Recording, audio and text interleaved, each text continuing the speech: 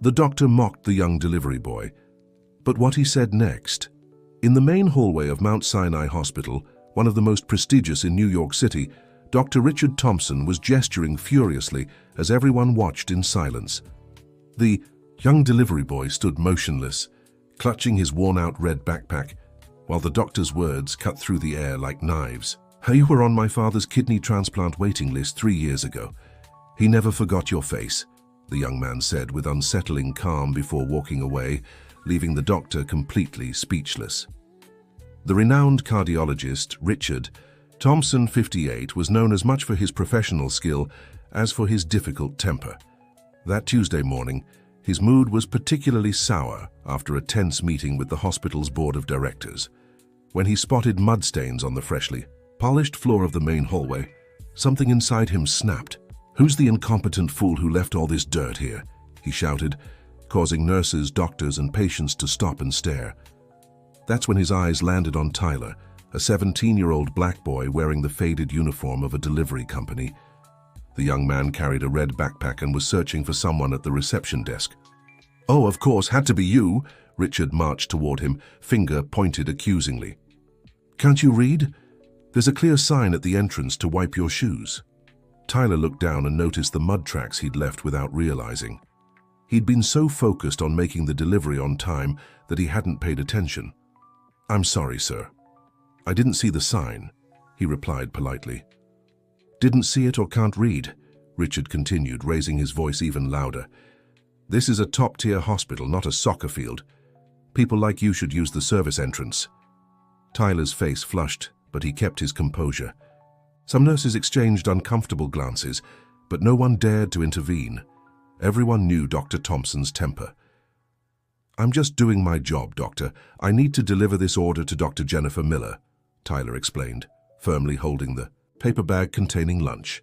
"Dr. Jennifer has better things to do than accept food from filthy delivery boys. Leave it at reception and get out." Richard snatched the bag from the boy's hands and tossed it onto the counter, spilling some of its contents. That's when Tyler locked eyes with the doctor. No fear, no anger, just deep recognition. "You were on my father's kidney transplant waiting list 3 years ago. He never forgot your face." Richard Thompson froze. The entire hallway seemed to plunge into absolute silence.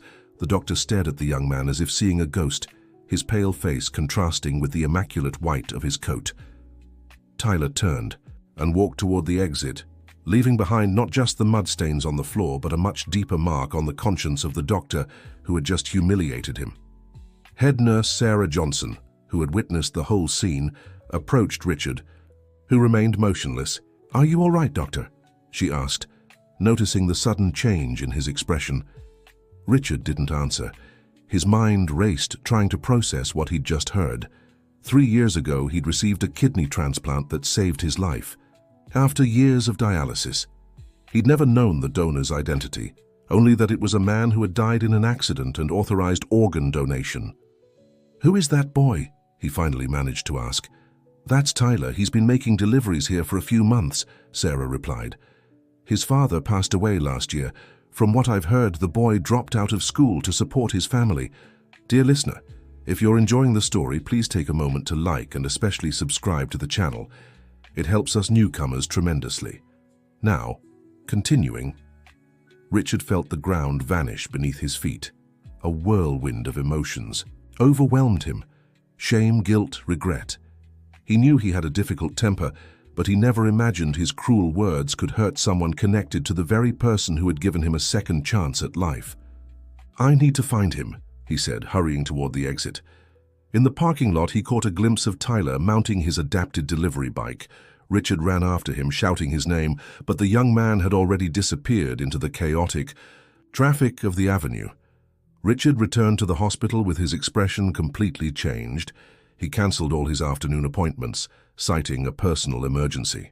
In his office, he frantically searched his phone for the delivery app Tyler worked for. Meanwhile, Tyler pedaled through the streets of New York City with tears in his eyes.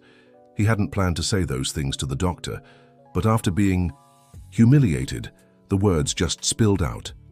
His father, Raymond Wilson, had been a bus driver and an incredibly generous man. When he suffered a serious accident 3 years ago, His final wish was for his organs to be donated. Tyler had only recently discovered, while going through his father's belongings, that one of his kidneys had saved the life of a prominent doctor. When he arrived home, a small apartment in the East Bronx, Tyler found his mother, Mrs. Betty, preparing lunch for his two younger siblings, 12-year-old Jason and 8-year-old Emily. "You're early today, son," Mrs. Betty remarked, noticing her eldest's downcast expression.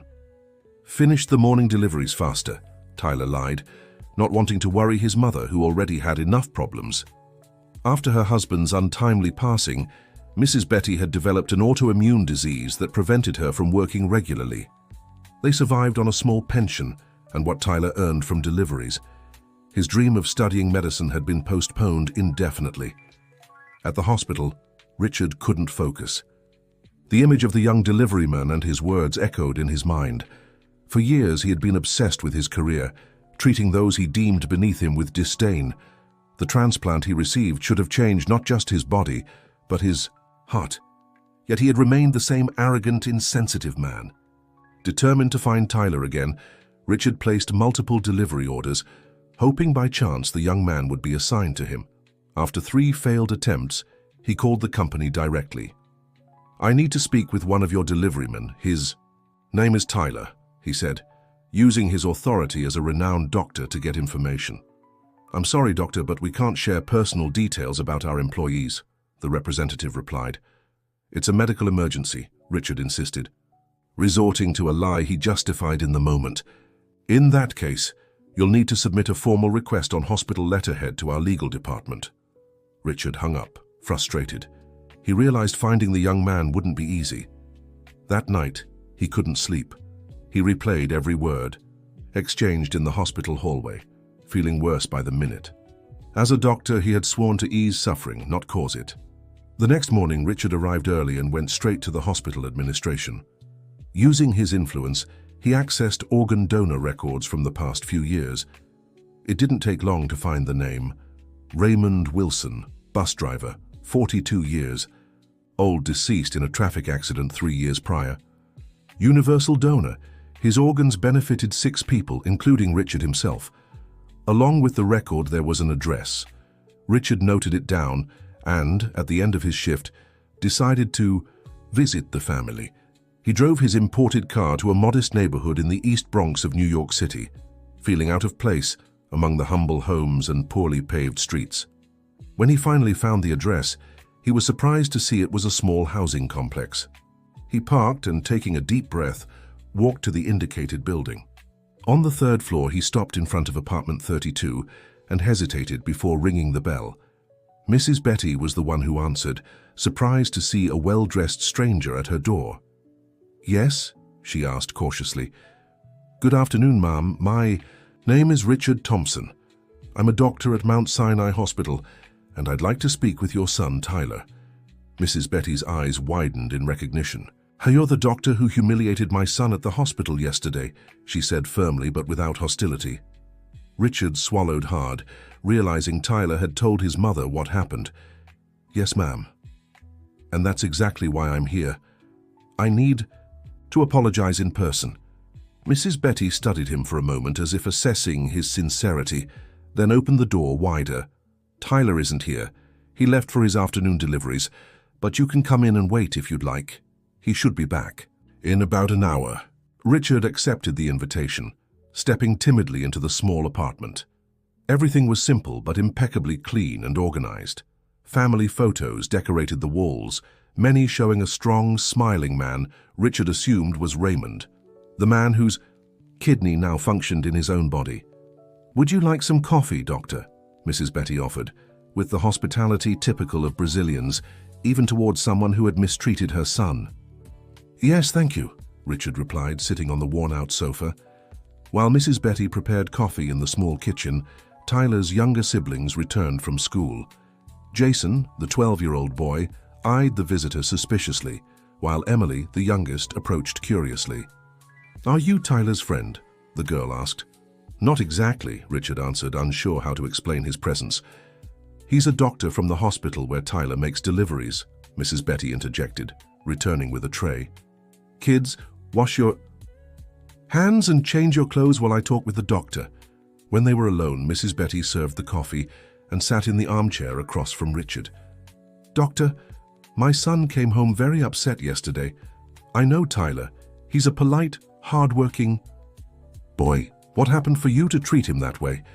Richard lowered his eyes, ashamed. "I have no excuse, Mom. I was cruel and unfair to your son, and he said something that completely shook me." "About his father's kidney?" Mrs. Betty asked, surprising Richard. "You knew?" "Raymond was always a generous man. When he left us," Mrs. Betty avoided saying died, "his last wish was to donate his organs. We received a letter from the hospital saying which organs were used and for whom. No names, just professions. One of his kidneys went to a cardiologist. Tyler kept that information, and a few weeks ago when he started making deliveries at the hospital, he found out it was you." Richard felt a lump in his throat. Fate had created a connection between him and this family that went far beyond the transplanted organ. "Your husband gave me a second chance at life, ma'am, and I treated his son like he was nothing." "You didn't know," Mrs. Betty replied, with a generosity that made Richard feel even worse. "That doesn't excuse it. I've treated people like that my entire career, people I consider—" He stopped himself, realizing how awful it would be to finish the sentence. "Inferior?" suggested Mrs. Betty without bitterness. "Doctor, people like us are used to being treated this way by people like you. My Raymond also suffered a lot of prejudice, but he never lost his kindness." The conversation was interrupted by the sound of the door opening. Tyler walked in, still wearing his delivery company uniform, and froze when he saw Richard sitting in his living room. "What is he doing here?" he asked, turning to his mother. "The doctor came to talk to you, son," Mrs. Betty replied, standing up. "I'll leave you two alone." Richard also stood, suddenly feeling as nervous as a teenager. When Mrs. Betty left the room, a heavy silence settled between them. "Tyler, I came to apologize for how I treated you yesterday," Richard began. "It was unforgivable." The young man stayed silent, watching the doctor with a mix of distrust and surprise. "How did you find me?" he finally asked. "I looked through the hospital records. I found your father's name and your address." Tyler walked to the shelf and picked up a framed photo of his father. "This is the man who saved your life, Doctor. Raymond Wilson. He was a bus driver, worked 16 hours a day so I could study and get into medical school. It was his dream to see me become a doctor one day." Richard felt the weight of those words. It wasn't just a kidney that connected him to this family. It was a dream cut short. "What happened? Why didn't you follow that path?" Tyler let out a tired sigh, as if he were much older than his 17 years. "After my father passed, my mother got sick. The medicine is expensive. The kids need to go to school. Someone had to work. So and you gave up your dream to support your family," Richard concluded, understanding the depth of the young man's sacrifice. "I didn't give up, Doctor, just postponed it. One day I'll still be a doctor. I just don't know when." The determination in Tyler's eyes moved Richard deeply. He thought about his own career, the awards he'd won, the money he'd made, and realized how empty it all seemed compared to the dignity of this young man. "I want to help. You, Tyler," he said suddenly. "Not out of guilt or to make amends, but because you deserve this chance. Your father gave me a second life. I want to repay that by helping his son achieve his dream." "We don't need charity, Doctor," Tyler replied, with the same pride Richard had seen the day before. "It's not charity. It's an opportunity. The hospital has a scholarship program for talented young students. I can recommend you. Make sure you get a fair shot." Tyler studied the doctor for a long moment, weighing the offer and the sincerity behind it. "Why would you do that? Just yesterday, you treated me like trash." "Because yesterday I was one person, Tyler. Today, after hearing your story and meeting your family, I'm someone else. Your father didn't just give me a kidney. He gave me the chance to be a better man." At that moment, Mrs. Betty returned to the room, followed by Jason and Emily. "Everything all right here?" she asked, sensing the tension in the air. "Dr. Thompson is offering to help me get into medical school, Mom," Tyler explained. Mrs. Betty looked at Richard in surprise, and he nodded in confirmation. The hospital has a scholarship program. I can make sure Tyler gets accepted. Plus, we can arrange a paid internship so he doesn't have to quit work entirely. And why would you do that, Doctor? Mrs. Betty asked with the same skepticism as her son. Richard knew he had to be completely honest. Ma'am, I received your husband's kidney. It gave me more years to live. But yesterday, when I humiliated your son without knowing who he was, I realized I didn't deserve that gift. I want to do something to honor Raymond's memory, something that would make him proud. Mrs. Betty looked at the portrait of her husband on the shelf, and her eyes filled with tears. Raymond always said education was the only way to change the world, she said, her voice trembling. If you truly want to honor his memory, helping our son become a doctor would be the best way. Richard felt an immense relief upon hearing those words. He hadn't expected to be forgiven so easily, nor welcomed by a family that had every reason to hate him. I'll start the paperwork at the hospital tomorrow, he promised, and if you'll allow me, I'd like to personally oversee Tyler's studies to be a sort of mentor. That would be like my father seeing his dream come true through me, said Tyler, finally letting go of his suspicion and allowing himself to smile for the first time since Richard had arrived. In that moment, a deep connection formed between the arrogant doctor and the young delivery boy. Both had lost something important in life. Tyler had lost his father, Richard, his humanity. Perhaps together they could recover some of what they'd lost. As he said goodbye, Richard felt lighter than he had in years. Something had changed inside him, as if the transplanted kidney was finally passing on the generosity of its original donor. The next day he arrived early at the hospital and went straight to the office of the chief administrator, Dr. Harrison, an old friend and college classmate. I need a favor, Harrison, he said bluntly.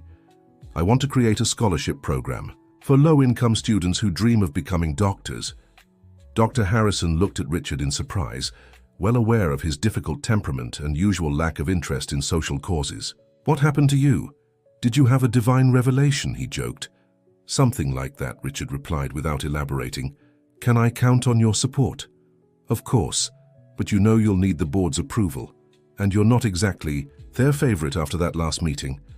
Leave the board to me, I have irrefutable arguments.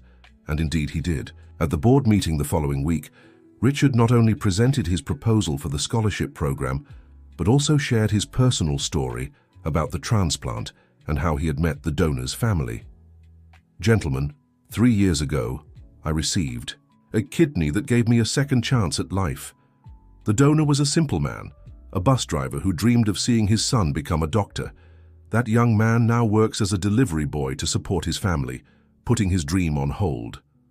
I propose we create a scholarship program in honor of Raymond Wilson, so that talented young people like his son don't have to abandon their calling due to lack of resources. Richard's passionate speech surprised everyone. Some of the more conservative board members argued that funding students wasn't the hospital's role, but most were moved by the story and approved the project. Tyler was informed of the program's approval that same day. Richard went to his home personally to deliver the news. Starting next semester, you can begin your pre-med studies, with all expenses covered by the hospital. You'll also have a paid internship in the administrative department, with flexible hours so it won't interfere with your studies.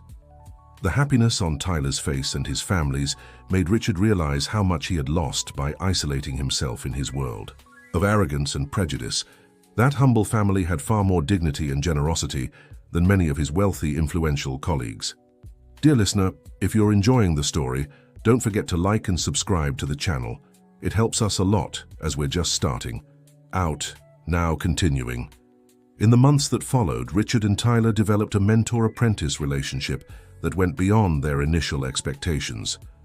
The doctor, usually reserved and cold, found in the young man a source of renewal for his own passion for medicine. Tyler, in turn, surprised everyone with his dedication and natural intelligence. At the hospital, Richard's transformation did not go unnoticed. The doctor, who was once feared for his arrogance, now treated everyone with respect, from the janitors to the most senior colleagues. Many commented on the change, some with skepticism, others with admiration. What happened to Dr. Thompson? They wondered in the hallways. He seems like a different person. Nurse Sarah, who had witnessed the original incident with Tyler, was one of the first to notice the transformation.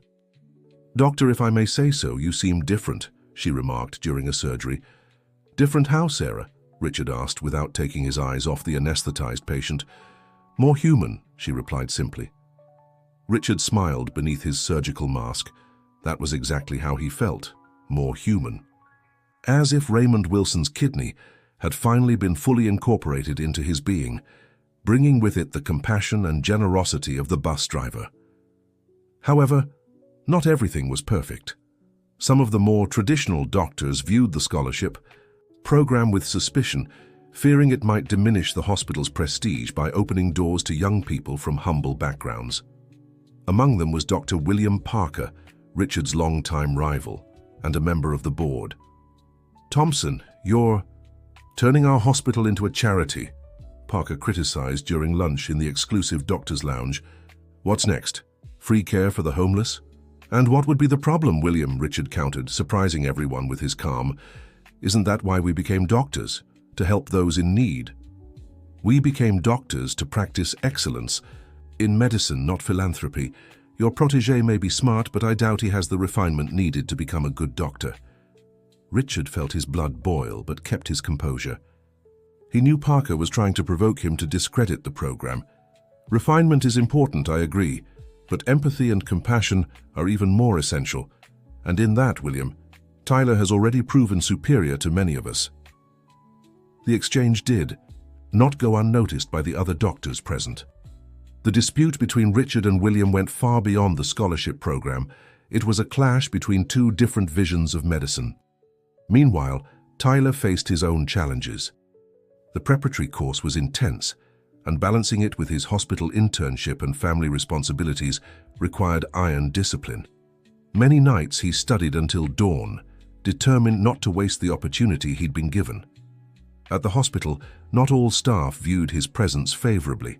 Some treated him with indifference, others with outright hostility, seeing him as an intruder privileged by his connection to Dr. Thompson. "Lucky kid," some whispered. "He's only here because Dr. Thompson pities him." Tyler heard the comments, but refused to be shaken. He had faced prejudice his entire life and knew the only way to fight it was with competence and hard work. One afternoon, while organizing records in the administrative department, Tyler overheard a conversation between two resident doctors in the next room. "Have you heard the real story behind the scholarship program?" one of them said. "They say old Thompson got a kidney from that delivery boy's father." "Seriously? So that's why he's the kid's protector? Out of guilt?" "Probably. You know Thompson. He never cared about anyone but himself." Tyler's face burned with anger and shame. He didn't want to be seen as an object of charity or a redemption project for Dr. Thompson. He wanted to be recognized for his own merit. That night, when he got home, he found Richard talking to his mother in the small living room. The doctor had become a frequent presence in the family, not just as Tyler's mentor, but as a friend. "Tyler, I'm so glad you're home," Mrs. Betty said excitedly. "Dr. Richard has some news for you." The young man forced a smile, still troubled by what he'd heard earlier. "I got you a spot to observe a heart surgery next week," Richard announced enthusiastically. "It'll be a great opportunity for you to see in practice what you've been studying in theory." "Thank you, Doctor. But you don't have to keep doing me favors," Tyler replied, his tone sharper than he intended. Richard and Mrs. Betty exchanged surprised glances.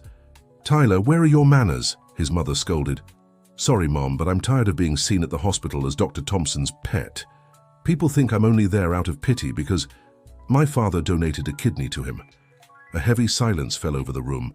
Richard looked at the young man with a mix of understanding and sadness. "I get how you feel, Tyler, but let me make one thing clear. I'm not helping you out of pity or guilt. I'm helping you because I see your potential, your intelligence and your determination. Your father's kidney gave me a second chance at life, yes, but knowing you has given me a second chance to be a better person." Richard's sincere words touched Tyler deeply. The young man felt his anger fade, replaced by gratitude and renewed determination. "I'm sorry for being rude, Doctor. It's just hard sometimes dealing with the comments at hospital." I know exactly how that feels. Tyler, but remember, you don't have to prove anything to anyone but yourself. And I'm sure soon everyone will see your worth, not as my protégé, but for who you are. Mrs. Betty watched their exchange with tears in her eyes. It was as if Raymond were there in some way, seeing his dream take shape through his son, and the man who had received a part of him. The chance to observe the surgery turned out to be a turning point for Tyler. Watching Richard in action, the young man confirmed his calling for medicine. The surgeon's precise movements, absolute focus, and ability to make quick decisions under pressure, all of it fascinated him. After the 5-hour procedure, Richard let Tyler ask a few questions, impressing the team with the depth and relevance of his inquiries. "That kid's got a future," remarked the anesthesiologist, one of the most respected in the hospital. "Where's he studying medicine?" "He hasn't started college yet," Richard replied with evident pride. "He's preparing for his entrance exams." The anesthesiologist raised his eyebrows in surprise. "If he's asking questions like that before even starting school, I can only imagine the doctor he'll become." That comment, coming from a professional who had no reason to flatter Richard or his protégé, had a transformative effect on Tyler. For the first time, he truly felt capable of achieving his dream. The following months were filled with intense study and preparation. Richard spent several nights a week helping Tyler with the toughest subjects, especially chemistry and physics. The doctor was amazed at how quickly the young man grasped complex concepts. "You have a gifted mind, Tyler. It'd be a waste not to develop it," he remarked one night after a particularly productive study session. "My father always said intelligence without opportunity is like a seed in barren soil," Tyler replied with a melancholy smile. "Thanks to you, I got the opportunity he always wanted to give me." Richard felt his chest tighten.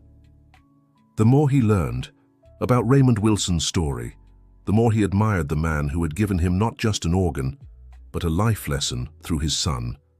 The day of the entrance exam came faster than they expected. Tyler was nervous but confident. He had prepared intensely and could count on the support not only of his family, but also of Richard, who had become a constant presence in his life. "Remember, Tyler, take deep breaths and trust your preparation," Richard advised, dropping him off at the university entrance where he would take the test. "I'll be here when you finish." The 6-hour exam was grueling. Tyler walked out exhausted, but with the feeling he had done well. Richard was waiting for him, as anxious as a father awaiting his child. "How was it?" he asked as soon as he saw him. "Tough, but I think I answered everything," Tyler said, a mix of relief and exhaustion in his voice. "Let's celebrate, no matter the result. You're already a winner for making it this far." The weeks waiting for the results were agonizing. Tyler tried not to get his hopes up too high, aware of the fierce competition, but he dreamed of getting into the most prestigious medical school in the country. One afternoon, while working in the hospital's administrative department, Tyler got a notification on his phone. The exam results were in. His heart pounding, he opened the link and entered his registration number. His name was there among the accepted students. Tears in his eyes, Tyler rushed to Richard's office, interrupting a consultation. "I did it, doctor. I got first place." Richard excused himself from the patient, asking for a few minutes, and hugged Tyler, overcome with emotion. "I knew it. My boy, I knew you could do it." The news spread quickly through the hospital. Tyler, the young delivery boy who had once been humiliated by an arrogant doctor, was now the top scorer on the medical school entrance exam. The story took on legendary status in the halls of Mount Sinai. Richard's transformation was also noticed by everyone. The doctor, once feared for his difficult temperament, was now admired for his generosity and dedication to the scholarship program, which already benefited 5 other young people besides Tyler. Who would have thought old? "Thompson had a heart," the nurses murmured, watching the affectionate interaction between the doctor and his protégé. The medical school's opening ceremony was a special moment for the Wilson family. Mrs. Betty, Jason, and Emily wore their best clothes, proud and emotional, as they watched Tyler receive the white coat, symbolizing the start of his academic journey. Richard was there, not just as a mentor, but as a second father to the young man. Seeing Tyler in his white coat, Richard imagined Raymond Wilson smiling wherever he was, knowing his dream was being fulfilled through his son. During his speech as the top scorer, Tyler gave a special acknowledgement. "I dedicate this achievement to two people who were fundamental in my life. My father, Raymond Wilson, who though no longer with us remains my greatest inspiration, and to Dr. Richard Thompson, who taught me that sometimes the hardest obstacles can become the greatest opportunities. One day, my father donated a kidney to save a stranger's life. Today, that same man helped me fulfill the dream my father had for me." There wasn't a dry eye in the auditorium after those words. Richard, seated in the front row, felt deeply moved and immensely proud. Tyler's first months in medical school were an adjustment. Coming from a different social background than most of his peers, he faced some subtle prejudices, but his intelligence and dedication soon earned him the respect of professors and classmates. Richard remained a constant in his life, not just as an academic advisor, but as a true friend. Together they expanded the scholarship program, which now had the support of other doctors at the hospital, inspired by Tyler's story. One day during an anatomy class, Tyler had an idea that would further change his path. The professor was discussing the importance of organ donation and mentioned the shortage of donors in the US. "This happens mostly due to a lack of information," the professor explained. "Many families refuse donation out of fear or misunderstanding." Tyler immediately thought of his father and how his decision to be a donor had not only saved lives, but created a ripple effect that now benefited other young people. That evening, he approached Richard with a proposal. "Doctor, I want to expand our program. Beyond scholarships, we could create an awareness campaign about organ donation in partnership with the university and the hospital." Richard listened, carefully, once again impressed by Tyler's vision and generosity. "That's a brilliant idea. We could call it the Raymond Wilson Project in honor of your father." "Exactly. And we could share our stories. Show how organ donation doesn't just save lives, but can transform entire realities." Tyler's enthusiasm was contagious. Richard felt rejuvenated by the young man's idealism, recalling his own passion for medicine in his early career, before cynicism and arrogance consumed him. Dear listener, if you're enjoying the story, please take a moment to like and especially subscribe to the channel. It helps us a lot as we're just starting out. Now, continuing. The Raymond Wilson Project was officially launched 6 months later at a ceremony attended by health officials, university representatives, and of course Tyler's family. Richard and the young medical student shared the stage to tell their unique story. "The kidney I received from Raymond Wilson didn't just extend my biological life," Richard said emotionally. "It gave me a second chance to discover the true meaning of being a doctor through his son, Tyler." The campaign quickly gained traction. The story of the arrogant doctor transformed by meeting his donor's son touched many hearts. Within months, the number of registered donors at the hospital increased significantly. The scholarship program also grew, now supported financially by several companies moved by the initiative. What had begun as Richard's personal act of redemption had turned into a movement opening doors for dozens of talented young people from humble backgrounds. At Mount Sinai Hospital, the transformation was visible. The presence of Tyler and other scholarship recipients brought new energy to hallways once dominated by formality and rigid hierarchy. Nurses, technicians, and cleaning staff felt more valued, noticing a gradual shift in the institutional culture. Only Dr. William Parker remained resistant to change. At a board meeting, he openly expressed his concern. "We're losing our identity as an elite hospital. This scholarship program and donation campaign are attracting a demographic that isn't our traditional focus." Richard, who once would have reacted aggressively to such a comment, calmly replied, "William, what is an elite hospital? A place that only serves wealthy patients, or one that offers the best possible care to everyone in need? Our true elite is our staff and the quality of our service, not the social status of our patients." His response drew quiet applause from several board members, signaling a shift in mindset that went beyond Richard. The hospital was evolving. Meanwhile, Richard's family life was also transforming. A bachelor devoted solely to his career, he had begun to experience a new sense of fulfillment through his time with the Wilson family. Sunday meals at Mrs. Betty's house had become a ritual he eagerly anticipated. "Dr. Richard, you really need to find yourself a girlfriend," teased Emily, Tyler's younger sister, during one of these lunches. "You're getting old all alone." Everyone laughed, including Richard himself. Spending time with this humble family had taught him the value of genuine connections, something he'd neglected throughout his adult life.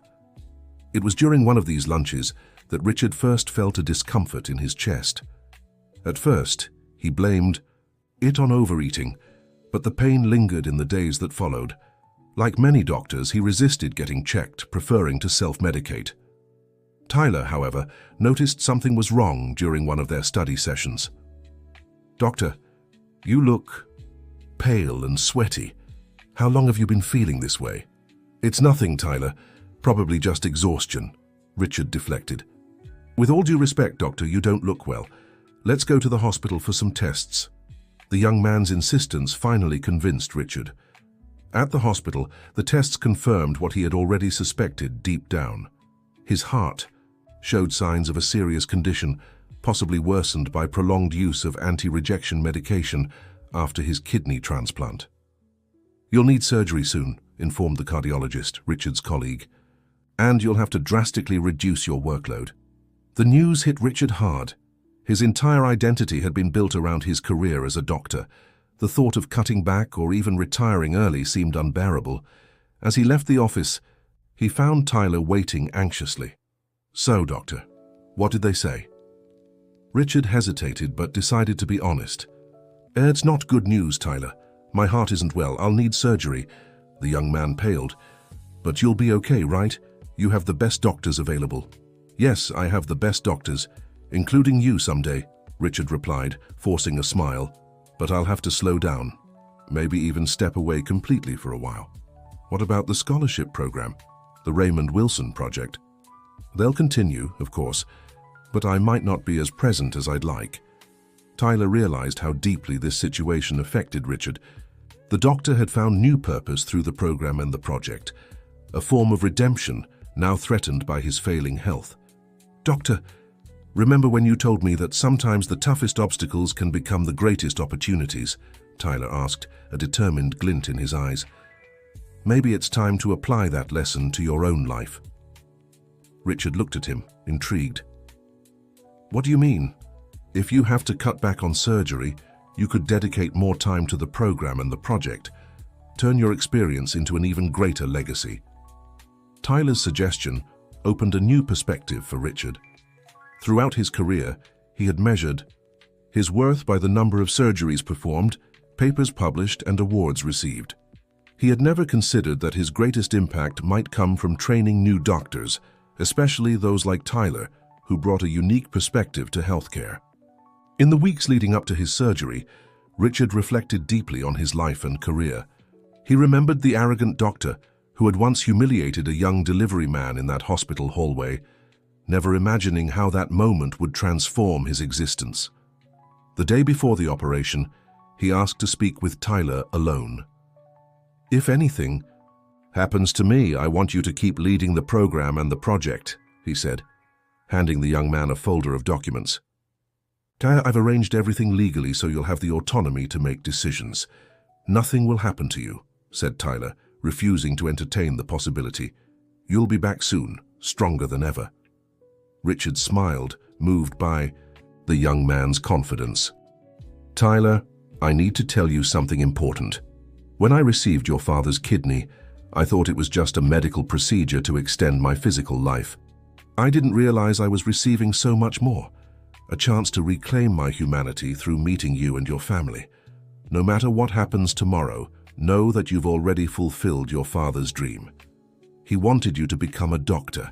Yes, but I'm certain that above all, he wanted you to become the honest, compassionate man you are." The words touched Tyler deeply. With tears in his eyes, the young man hugged his mentor, unable to express everything he felt in words. Richard's heart surgery was complex and took longer than expected. Tyler and Mrs. Betty stayed in the waiting room throughout the procedure, anxious for news. When the surgeon finally appeared, he brought good news. The surgery was successful. Dr. Thompson will need a long recovery period, but the outlook is positive. The relief was overwhelming. At that moment, Tyler realized just how important Richard had become in his life, not just as a professional mentor, but as a father figure. During Richard's recovery, Tyler balanced his medical studies, supporting his hospitalized mentor, and temporarily overseeing the scholarship program and the Raymond Wilson Project. It was an exhausting period, but it strengthened his calling and commitment to compassionate medicine. Richard, for the first time, experienced the other side of the doctor-patient relationship. Used to being in control, he found himself vulnerable, dependent on the care of other professionals. This experience deepened his inner transformation. "Now I understand better what my patients go through," he told Tyler during a visit. "The fear, the uncertainty, the feeling of helplessness, it's a lesson in humility." 3 months after the surgery, Richard was discharged to continue his recovery at home. To his surprise, Mrs. Betty insisted he stay with them for the first few weeks. "Doctor, you live alone in that huge apartment. Here you'll have someone to take proper care of you," she argued with that maternal authority that brooked no argument. And so the renowned cardiologist, Dr. Richard Thompson, moved into Tyler's old room, while Tyler temporarily relocated to the living room couch. The daily life with the Wilson family completed the doctor's transformation. Watching Mrs. Betty care for her children despite her own health limitations, seeing Jason study diligently inspired by his older brother's example, and witnessing Emily's sweetness as she brought him tea every night before bed, Richard understood the true meaning of family and care. A year after the hospital hallway incident, the scholarship program was already supporting 30 underprivileged youth with potential for careers in healthcare. The Raymond Wilson Project had become a national model for organ donation awareness campaigns. Tyler stood out more and more in medical school, not just for his exceptional grades, but for his humanized approach to medicine. His experiences as the son of an organ donor and as a young man from a humble background brought a unique perspective to academic discussions. Richard returned to the hospital, no longer as a full-time surgeon, but as director of the newly created Department of Humanization and Social Responsibility. His priority now was ensuring that his personal transformation would be reflected institutionally. On a sunny afternoon, as they walked through the hospital garden after a scholarship program meeting, Richard confided in Tyler, "You know, sometimes I catch myself wondering what my life would be like if I hadn't humiliated you that day in the hallway. I'd probably still be the same arrogant doctor, empty inside, unable to see people's worth beyond their titles and positions. And I'd probably still be delivering meals, endlessly postponing my dream of becoming a doctor," Tyler replied. "It's funny how fate works, isn't it? So much good came from such a terrible moment." Richard nodded thoughtfully. "Your father didn't just give me a kidney, Tyler. He gave me you, your family, and a life lesson no medical school could teach." In that same hallway where it all began, there was now a simple plaque. Raymond Wilson Project, Transforming Lives. Through organ donation and education. Below it, a photograph showed Raymond smiling with his family. Every time he passed by, Richard would gently touch the plaque, a silent gesture of gratitude to the man who, without ever knowing him, had changed his life in ways he could never have imagined. The doctor who once mocked a young delivery worker for his humble background was now the biggest advocate for opportunities, for talented youth from underserved communities. Arrogance had given way to humility, prejudice to compassion, and Tyler, the young man who had faced public humiliation with dignity, now inspired others to pursue their dreams, no matter the obstacles. His story with Richard had become a symbol of how the meeting of two seemingly distant people could spark profound transformations in both. At a special ceremony 2 years after that fateful encounter in the hospital hallway, Tyler received the Academic Excellence Award given to the student who best combined academic achievement and social commitment. In his acceptance speech, he looked directly at Richard, seated in the front row. "I dedicate this award to my father, Raymond Wilson, who taught me the value of generosity even in the hardest circumstances, and to Dr. Richard Thompson, who showed me it's never too late to start over, and that our greatest challenges can become our greatest blessings. Richard couldn't hold back his tears. In that moment, he felt the transplanted heart in his chest beating in perfect harmony with Raymond's spirit, as if completing a journey that had begun years ago. The doctor who once ridiculed the young delivery worker now stood applauding his achievements, proud as a father. The answer he had received that day, "You'd been on my father's kidney transplant waiting list for 3 years," had become the start of a story of redemption, perseverance, and deep humanity. That unexpected reply hadn't just silenced his arrogance in the moment, it had begun a transformation that now benefited hundreds and inspired a new generation of doctors to practice more compassionate, accessible medicine. The story of Richard and Tyler remained a living reminder that sometimes our lives change through the most unlikely encounters, and that true healing doesn't always come from medical procedures alone, but also from the human connections we build along the way. The end. Dear listeners, did this story touch your heart? Share your thoughts with us. Do you believe unexpected encounters can change lives? Leave a like, subscribe to our channel, and tell us in the comments about an experience that transformed your life. Your story deserves to be heard too.